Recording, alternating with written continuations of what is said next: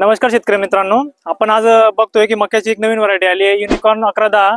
या मक्याचे वैशिष्ट्य आहे की दाना एकदम टपोरी दाना आहे आणि दाण्याची संख्या एकदम चांगली आहे।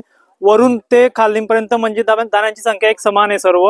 तर त्यामुळे आपण दाणे जर मोजले तर 1 2 3 4 5 6 7 8 9 10 11 12 13 14 15 16 17 18 19 20 20 दाणे एका लाईन मध्ये आहेत आणि खालून टोकापासून ते शेंड्यापर्यंत दाण्यांची संख्या एक समान आहे। यामध्ये लष्करी अळीचा प्रादुर्भाव वगैरे एकदम कमी दिसतोय आणि खालून ते टोकापर्यंत मक्याची हाईट पण चांगली झालेली आहे आणि दांडा वगैरे पण एकदम जाड दांडा वगैरे आहे।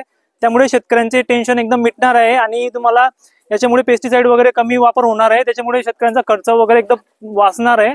तरी शेतकऱ्यांना आम्ही सजेस्ट करतो की तुम्ही युनिकॉर्न 1110 ही व्हरायटी तुम्ही वापरू शकता। हिवाळी पावसाळी मक्याचं वाण वापरू शकता।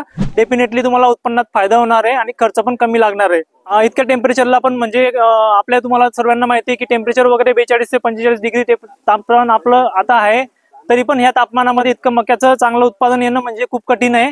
तरी ही व्हरायटी खूप सुटेबल आहे, आपल्या वातावरणाला खूप सुटेबल आहे। वाण तुम्ही योग्य निवडू शकता आणि डेफिनेटली याच्यावर तुम्ही विश्वास करू शकता। कोणाला बियाणं वगैरे लागलं तर आपल्या आळावदला नवीन कृषी केंद्र आपण ओपन केलेलं आहे।